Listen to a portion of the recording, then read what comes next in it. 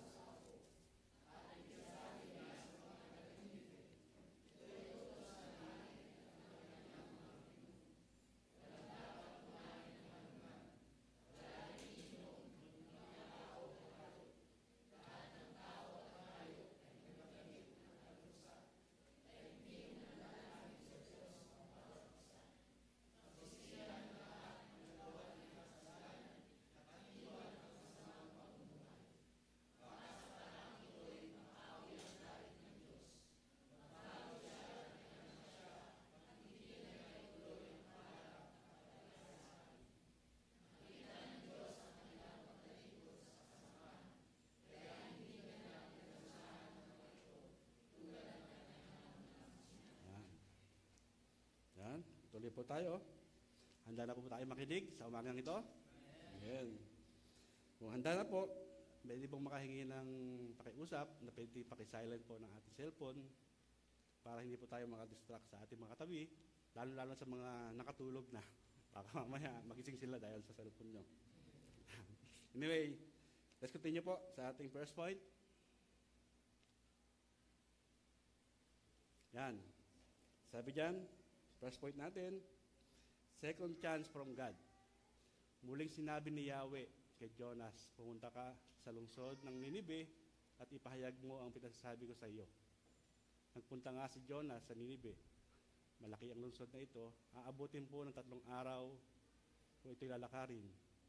Kung mapapansin po natin dito, no? Sa 3 araw, hindi na po siya nagpahinga. Yan, nakalagay dyan. 3 araw, siya ay pumasok sa lungsod, pagkaraan ng maghapong maglalakad. Malakas niyang pinahayag, gugunawin ang Ninibe pagkaraan ng 40 araw. Ating makikita dyan, hindi na po siya nagpahinga. After na pangatlong araw niya, maglalakad, agad niya pong sinigaw sa bansang Ninibe ang nais parating ng Diyos sa bayang Ninibe. Yan. Mga kapatid, ang Diyos ay tunay na mapagpatawad. Amen po ba? At mapagbigay ng panibagong pagkakataon. Hindi lang po sa bansang Ninibe, ganoon na rin po sa atin. Tulad po ni Jonas na muling tinawag upang ipahayag ang kanyang salita, gayon din po sa atin. Binibigyan din tayo ng pagkakataon na maituwid ang ating landas at magampanan ang kanyang banal na layunin. Bakit nga po ba? Dahil ang Diyos ay hindi madaling bumitaw. Sabi yan. Yan. In-English ko na lang po para kay Brother Boss makarelate po siya. Ang Diyos ay hindi madaling bumitaw sa tao. Habang ginagawa ko po ito, itong particular na ito po ay hindi madaling bumitaw. Naalala ko po, minsan isang panahon, ganito rin po ako. Marahil sa kakulitan ni Pastor Nobem, andito po ako ngayon bilang isang elder. Bagamat siguro siya ginamit ng Panginoon para ako po ay hindi bitawan upang maging isang leader ng simbahang ito. At kami ay tinrain. Halos linggo-linggo kami po ay tinrain ni Pastor. Kaya ako ay nagpapasalamat kay Pastor sa ganung pagkakataon. Kung iisipin po, nung araw, ako po ay hindi makapagsalita. Hindi po makakatayo sa lugar na ito. Yan. Tuloy po tayo. Nakita po natin sa kwento ni Jonas na kahit siya ay nagkamali, hindi siya kinalimutan ng Diyos. Sa halip, muli siyang pinagkatiwalaan at binigyan ng pagkakataon. Sa ikalawang pagkakataon, pinakita ng Diyos ang kanyang habag at kagandahang loob. Na pinakita ng Diyos ang kanyang kagandahang loob sa pagbibigay ng bagong simula kay Jonas. At kung tutuusin mga kapatid, meron ba ako dito? Sorry. Yan. At kung tutuusin, madalas tayong kagaya po ni Jonas. Matigas ang ulo, umiiwas sa kalooban ng Diyos, o natatakot sa panawagan. Ngunit napakaganda po ng biyaya ng Diyos sapagkat sa kabila ng ating mga kabiguan, patuloy pa rin ang kanyang tinig at magkasabi sa atin, anak, bumangon ka at magsimulang muli. Yan. Amen po ba? Yan. Dahil nga po, malinaw ang panawagan ng ating Diyos sa ating second subpoint. Medyo bilis lang po. Yan. Sabi sa verse 3, dahil nga malinaw ang panawagan, may layunin pa rin ng Diyos sa ating mga buhay. Sa verse 3, yan. Nagpunta nga si Jonas sa Ninive, hindi na po siya tumakas. Malaki ang lungsod na ito at aabutin ng 3 araw. Napakahirap siguro maglakad ng 3 araw. Hindi sinabi ko 3 araw, 3 gabi. Pero 3 araw lang. Yan. Siguro napakahirap maglakad sa mga panahon na yon. Yan. Dito, makikita natin na muling inutusan nga si Jonas upang ipahayag ang mensahe ng ating Diyos sa mga taga-Ninive. At dito natin makikita ang isang napakahalagang katotohanan, mga kapatid. Ano po ang katotohanan? Ang plano ng Diyos ay hindi po napipigil sa ating pagkukulang. Amen po ba? Kahit si Jonas ay tumakas at nagkamali po minsan, muli pa rin siyang tinawag ng Diyos upang gampanan po ang kanyang tungkulin. Mga kapatid, ganyan din po sa ating buhay. May mga pagkakataon po ng panawagan ng Diyos ay tila mahirap. Mahirap po ba? Yan. Nakakatakot po ba? O hindi tugma sa ating mga sariling kagustuhan? Yan. Ngunit tandaan po natin, kapag ang Diyos ang tumawag ay may layunin siya. At hindi po ito natapos sa kanyang plano dahil lamang sa ating pagkabigo. Ang mahalaga po ay matuto tayong sumunod sa Kanya sa kabila ng ating takot at alinlangan. Ngunit huwag po natin nakalimutan, mga kapatid. Sabi ko nga dyan,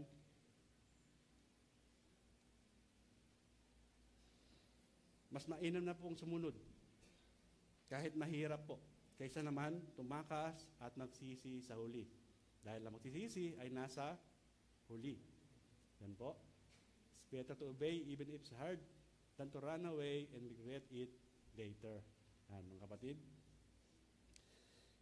May naunawaan po ba? Medyo nawawala na po yung aking kaba. Salamat din kay Pastor Enrico. Pinag-pray daw niya ako at pinag-fasting. Best friend talaga. Yan. Bakit nga po ba na kailangan po natin sundin ang nais ng Diyos? Dahil ang mensahe po ay urgent. Ang agarang mensahe po na nakita natin sa verse 4. Ano po sabi dyan? Siya po'y pumasok sa lungsod at pagkaraan ng maghapong paglalakad, malakas niyang ipinahayag. Gugunawin ang Ninive pagkaraan ng 40 araw. Sa talatang ito po, makikita natin na agad na sinunod ni Jonas ang utos ng Diyos upang ipahayag po ang kanyang babala sa Ninive. Ano po mapansin natin dyan? Hindi na po siya nagpahinga. Hindi na po siya nag-prepare. Hindi na po siya naghanda ng sasabihin niya. Ang sabi dyan, huwag lalakad niya sa buong maghapon. Siguro ito po yung 3 araw na kanyang paglalakad. At pagkarating niya po ay bigla niyang sinigaw. Gugunawin ang Ninive pagkaraan ng 40 araw. Yan. Bagamat, pansin po natin, bagamat payak po, o maiksi lang po ang kanyang pahayag, ano po ang ating makikita rito sa tagpong ito? Tumagos po ito sa puso ng mga tao sapagkat ito ay salita ng Diyos. Diba? Sa ating panahon siguro, kung tayo po ay makakarinig sa ganong salita, minsan iniisip natin, ano po iniisip natin? Na nababaliw. Pero kahanga-hanga po sa tagpong ito. Isang tao lamang po ang salita sa buong Ninibe at ito po ay tumagos sa kanilang puso. Sa ating panahon ngayon, may mga pagkakataon po na tinatawag po tayo ng Diyos para saan po? Upang magsalita po ng katotohanan. Kahit alam po natin hindi po ito magiging popular o katanggap-tanggap po sa nakakarami. Maaaring sa loob ng ating pamilya po. Minsan, mayroon din pong ganun. Sa ating mga kaibigan o maging sa ating sariling simbahan. Yan. Ang Diyos po ay naghahanap ng mga lingkod na hindi po nananahimik sa harap ng mga kasalanan. Sa halip, ang kanyang hinahanap po ang taong may tapang at pananampalataya na ihayag ang kanyang katotohanan. Sapagkat ang salita po ng Diyos ay may kapangyarihang bumago ng puso at nagbigay ng kaligtasan. Amen po ba? Yan. Tandaan po natin yan. Ang totoo po,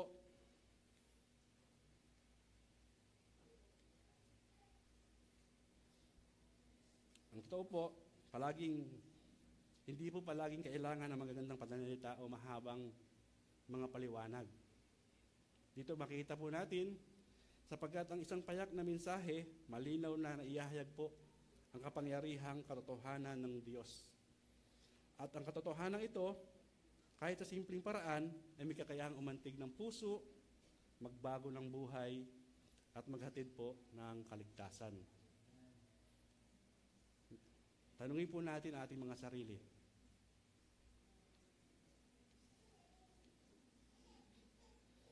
Yan po. Ako ba'y tumalikod na noon sa tawag ng Diyos? May tinamaan po ba? Ako ba'y nagpapasalamat sa kanyang habag at pagkakataon upang itama ang aking buhay? Amen po ba? Mga kapatid, ang mga tanong na ito po ay nagpapaalala sa ating na ang Diyos po ay Diyos ng awa at Diyos ng pangalawang pagkakataon. Ang mahalaga po, huwag nating sayangin ang pagkakataon ito. Kung hindi gamitin ito upang lumakad ng mas matapat sa kanyang kalooban. Meron po ba tayong naunawaan, mga kapatid? Bago tayo tumungo sa pangalawang bahagi ng ating mensahe sa umagang ito.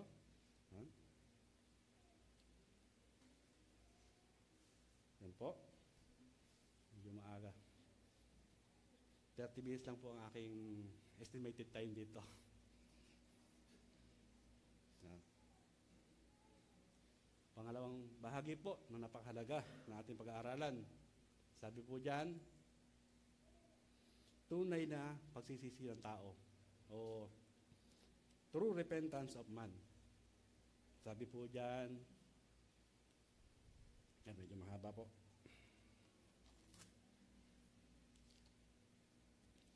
Ang tunay na pagsisisi po ay hindi lamang nakikita po sa panlabas na gawa, kundi higit sa lahat panloob na pananampalataya. Naniniwala po ba kayo doon? Ito po mismo ang nakita po ng mga taga-Ninibe. Nang marinig po nila ang babala ng Diyos, sila po ay naniwala at dahil sa kanilang pananampalataya, ano po ang kanilang ginawa? Sila ay agad na nagpakumbaba. Nakita po natin dyan, sila po ay nagdamit ng sako. Tandaan po natin mga kapatid,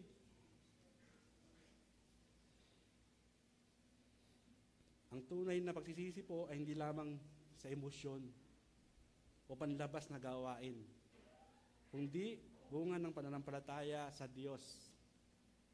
Kapag tayo po ay tunay na sumasampalataya, kinikilala po natin na siya lamang ang makakapagpatawad at siya lamang ang makakapagbago at siya lamang ang makakapagligtas sa atin. Yan. Naunawaan po natin mga kapatid, sapagkat nga ang salita ng Diyos, sa pangalawang unang subpoint po natin, ang salita ng Diyos ay may kapangyarihang tumagos sa puso at magdulot ng tunay na pagbabago. Naniwala po ang mga taga-roon sa pahayag na ito mula sa Diyos, kaya ang nag-ayuno silang lahat at nagdamit ng pangluksa bilang tanda ng lubos na pagsisisi at pagtalikod sa kanilang kasalanan. Dito mapapansin po natin sa simpleng pahayag lamang po ng narinig ng Ninibe, gaya nung nauna natin sinabi, sa loob ng 40 araw ay mawawasak po ang Ninibe. At sa pamamagitan ng mensaheng ito po, ay nagbunsod ng pagbabagong loob ang buong lungsod ng Ninibe. Higit sa lahat po, hindi sila, dito mapapansin po natin sa panahon natin kapag tayo po ay nag-share. Ang unang nangyayari po sa atin, tayo po ay didebate o tawag ito, parang gusto nilang depensahan ang kanilang marami silang tanong. Pero dito makikita po natin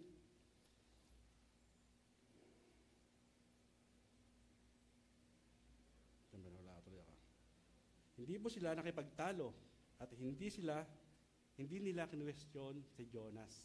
Yan. Makita po natin dyan. Sapat na po sa kanila ang isang salita. Ano po yung salitang sinabi ni Jonas dyan? 40 days na lang ang nalalabi para kayo ay, hindi mo sinabi niya magbalik loob. Sinabi niya lang po, 4 na pong araw na lamang at gugunawin na ang Ninibe. Yan, sabi dyan. Yun po ay sapat na sa kanila sa isang salita mula sa Diyos. Alam po ng taga-Ninibe na ito po ay galing sa Diyos upang sila'y maniwala at magsisi at magpakumbaba. Makikita po natin na ang kanilang pananampalataya po ay hindi na natili sa salita lamang. Pinapakita nila ito sa gawa, nag-ayuno sila, nagsuot po ng sako, at naupo sa abo at nagpahayag ng tunay na kalamputan at pagsuko po sa ating Diyos. Mula po sa hari hanggang sa pinakahamak na mamamayan. Ano po ang iisa ang naging tugod nila? Ano po yung tugod nila? Pagsisisi at pagbabalik loob sa Panginoong Diyos. Minsan, madalas po tayo sa ating panahon, nagdududa kung posible bang magbago po ang isang taong matagal nang lumalakad sa kamalian. Yan po ang malimit na iniisip ng isang tao. Kaya pa ba siyang baguhin ng Diyos? Yan ang ating tanong.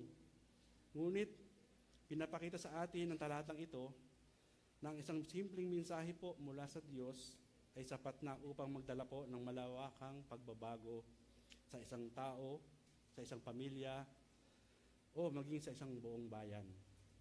Sabihin, ang ating bansa ay hindi pa rin nahuhuli. May pag-asa pa pala tayo. Tandaan po natin, meron ba rito?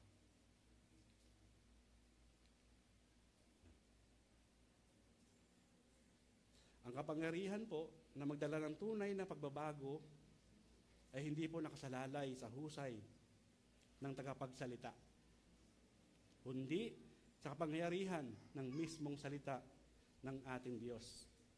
Sapagkat ang tao ay maaari magkulang, ngunit ang salita po ng Diyos ay laging buhay, matibay, at makapangyarihan upang umantig at magbago ng puso. Amen po ba? Gaya ng nangyari, tumagos po sa puso nila ang salita ng Diyos. Ano po ang naging aksyon ng taga-Ninibe sa ating pangalawang subpoint? Sabi diyan, nagpakita po sila ng pagsisisi sa pamamagitan po ng gawa. Yan, sa verse 6 to 8, hindi ba? Yan, nang mabalitaan po ng hari, ano po ginawa ng hari diyan? Bumaba sa trono. Pero sa ating bansa, kahit na nabanggit na ang pangalan ng isang politiko, ay pa rin bumaba sa kanyang tungkulin. Yan, may bala tayo. Yan, sabi diyan, bumaba sa kanyang trono, nagubad ng balabal, nagdamit ng panluksa at naupo sa abo. Yan po ay papakita ng kababaan loob. At pinasabi niya sa taga-Ninibe, utos ng hari at kanyang mga pinuno, walang dapat kumain anuman, wala ring iinom, maging tao o hayop. Lahat ng tao at hayop ay magdamit ng pangluksa, taimtim na manalangin sa Diyos ang bawat isa. Pagsisihan ang lahat ng nagawa nilang kasalanan at iwan ang masamang pamumuhay. Yan po ang nakita natin sa tagpong ito. Tumagos po sa hari ang salita ng ating Panginoon. Naway dalangin po natin sa ating bansa, hindi lang po tumagos, kundi wasakin ang kanilang puso ng mga politikong ito na sila ay magbago ng kanilang buhay. Yan. Mga kapatid, dito makita natin na ang mga taga-Ninive po ay nag-ayuno at nagsuot ng sako. Yan po ay mga simbolo ng matinding kalungkutan po sa panahon nila at pagsuko sa Diyos. Makita po natin dyan mula sa hari hanggang sa pinaka-ordinaryong tao. Even po yung mga hayop ay sinama nila sa panawagang ito na pagkilala sa Diyos. Sabihin, walang exempted po sa panawagan ng Diyos. Sapagat po ang tawag ng Diyos ay para po sa lahat. Higit sa lahat, hindi lang sila humingi ng tawad, nagbago po sila ng asal. Ito po ang masakit sa ating katotohanan.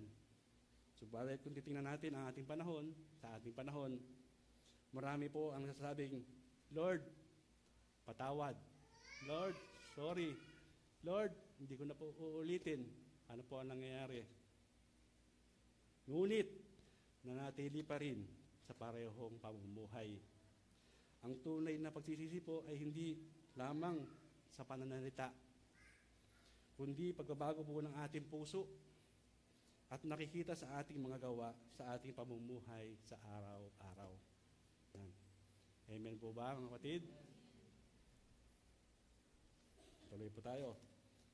Tandaan po, ang pagsisisi na kinululugdan ng Diyos ay hindi lamang salita po o damdamin. Ito po ay may kasamang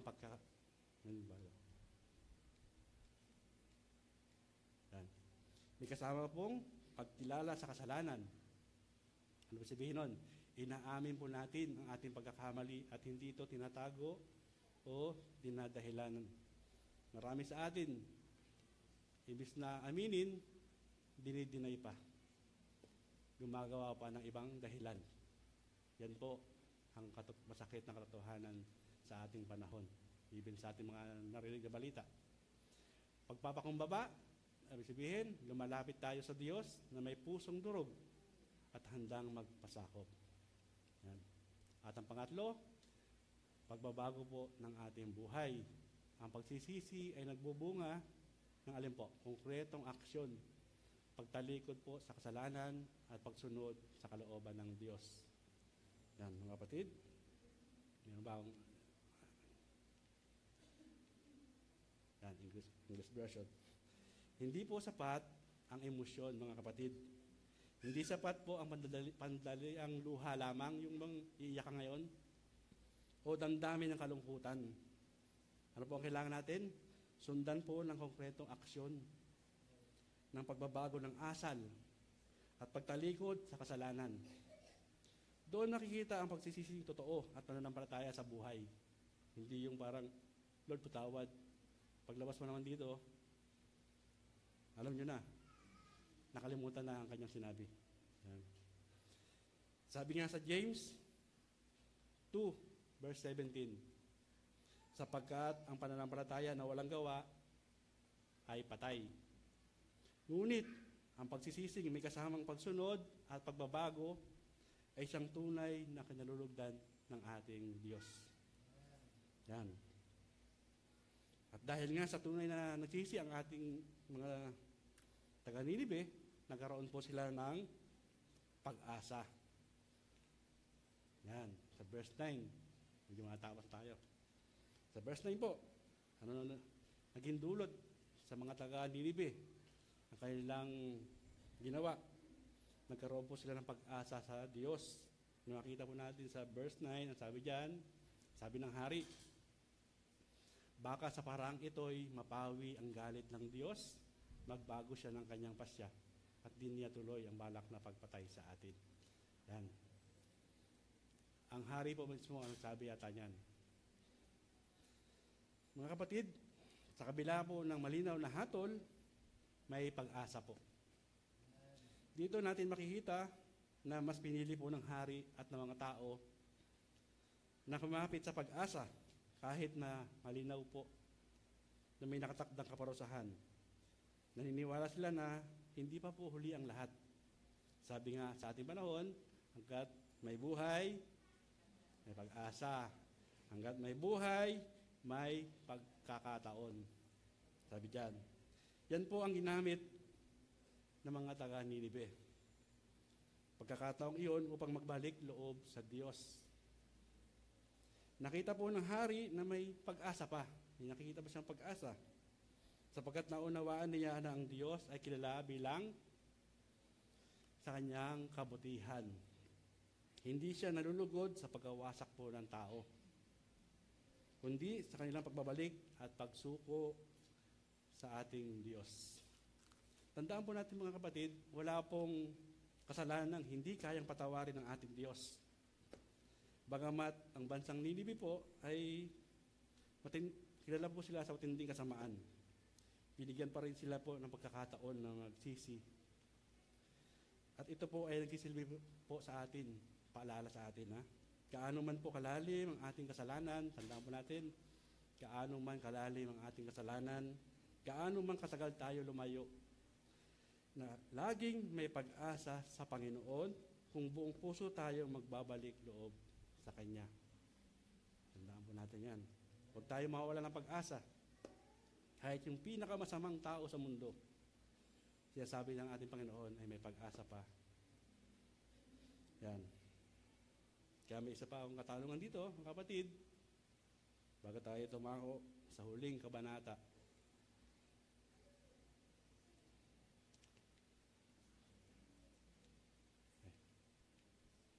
Yan.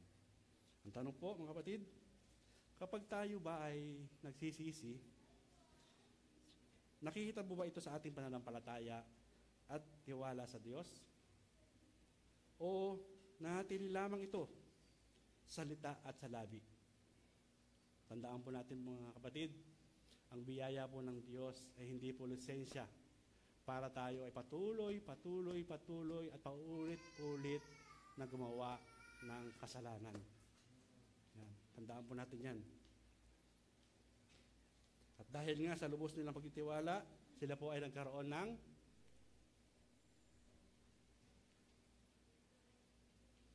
yan, napakaganda. Grace greater than judgment. Sabi diyan, yan. Ang totoo po, na ang Diyos ay makatarungan. Naniniwala po ba kayo? Kinamumuhian niya ang kasalanan at tiyak na may hatol po sa lahat ng lumalabag sa kanyang kalooban. Naniniwala po ba kayo ron na may hatol ang lahat ng ating mga nagagawang pagkakamali? Ngunit tandaan din natin, siya rin po ang Diyos ng kahabagan o awa. Isang Diyos na handang magpatawad sa sino mang tapat na nagsisisi.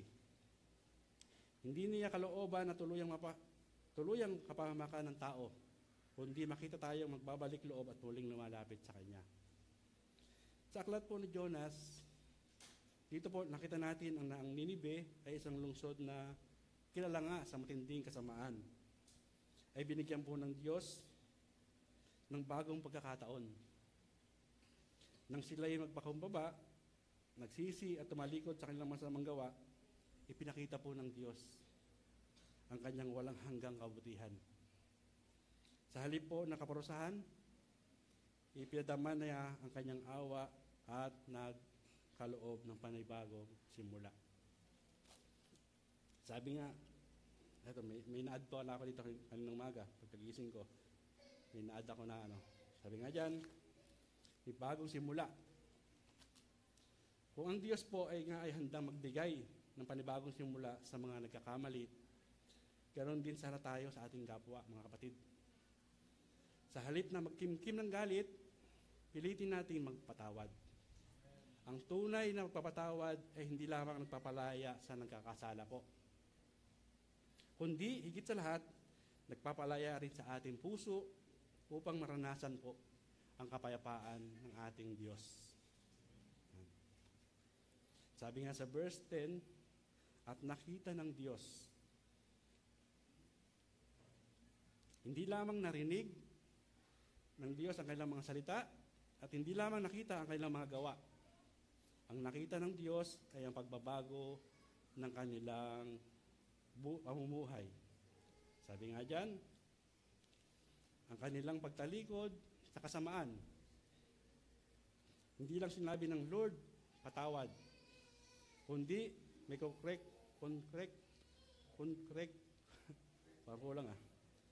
konkretong aksyon silang ginawa. Tinalikuran po nila ang kanilang dating pamumuhay. Tayo kaya, katulad ba tayo ng mga taga-Ninive na tumalikod na sa masamang gawa? O paulit-ulit lamang sa parehong kasalanan? Sapagkat ang tunay na pagsisisi po ay hindi lamang bukang bibig, kundi pagbabago ng direksyon ng ating buhay. Yan. Dito natin matututunan na ang Diyos ay tumitingin hindi lamang po sa ating bibig, kundi sa ating buhay. Hindi sapat ang puro panalangin o pag-amin ng kasalanan kung hindi nakikita sa ating kilos ang pagbabago.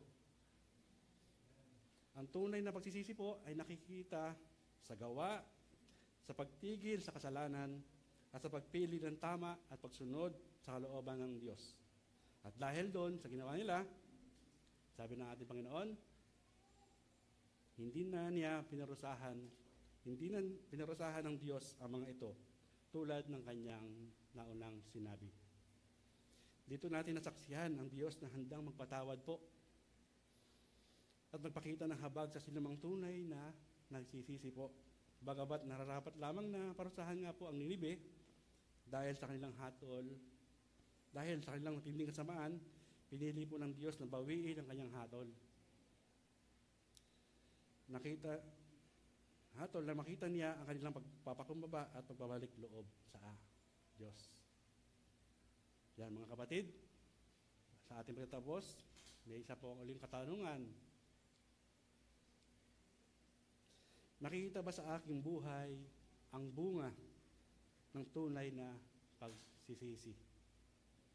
Ako ba'y namumuhay bilang patunay ng isang pusong binago ng Diyos? At sa ating pangwakas, sakto pala yung 30 minutes.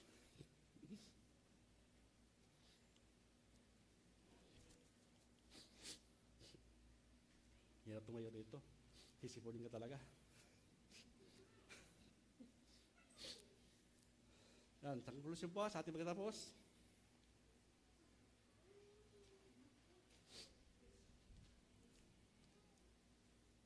Mga kapatid, ang Jonas chapter 3 ay nagpapaalala po sa atin ng salita ng Diyos ay may kapangyarihang magbago ng buhay at ang kanyang awat ay handang ibigay sa lahat ng tunay na nagsisisi po. Ang Ninive na kilalang mga kasalanan ay tumugon sa pagpapakumbaba at nakatanggap ng kaligtasan po. Kaya ang tanong sa Diyos sa atin ngayon, tayo ba'y handang sumunod at magpahayag ng kanyang mensahe kahit mahirap? Para ayaw sumagot, pas? Amen po ba? Handa ba tayong tumugon sa panawagan ng ating Diyos? Tayo ba'y handang magpakumbaba at magsisi upang maranasan ang kanyang habag?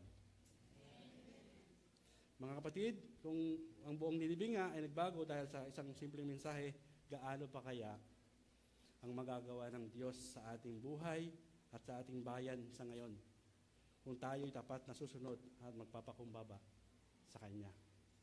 Magandang umaga po mga kapatid, naway meron tayong napulot o natutunan sa umagang ito na napakagandang mensahe mula sa ating Panginoong Diyos. Tayo po tayo para sa ating panalangin.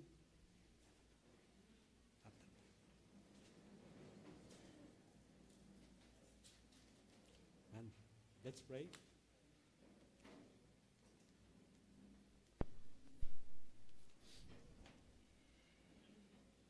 Ama naming Diyos, muli, Panginoon, salamat po sa katagumpayan ng gawain ito. Salamat po sa inyong salita na kami, Panginoong Diyos, ay muling napalalahanan, O God, at nakarinig, Panginoong Diyos, na tunay na dapat kami lumapit sa inyo at tunay na magbago ang aming mamumuhay. Hindi lang po para sa aming mga sarili, pagkus sa aming buong bansa, O God, na magsisimula po sa aming mga sarili ang pagbabago, Panginoong Diyos. Salamat, Panginoon, sa paalaalang ito na amin narinig sa umagang ito. Salamat, Panginoong Diyos, sa inyong pagsama sa amin. At patuloy na nawa ay pagpalain kami sa buong araw na ito at sa buong linggong ito, Panginoong Diyos, ay patuloy niyo kaming samahan at nawa ang mga mensaheng ito ay dalahin namin sa aming paglakad sa bawat araw ng aming buhay. Bagamat tunay nga po na kami, Panginoong Diyos, ay madalas ay nakakalimot at nagkakamali. Tunay na nandyan naman po kayo, Panginoon, upang kami ay muling ibangon sa aming mga pagkakamaling ito. Salamat, Panginoong Diyos. Salamat sa Panginoong Hesus. Panginoong Diyos, kami po ay nagpapasalamat at nagpupuri sa umagang ito sa tanging pangalan ng aming Panginoong Hesus. Amen.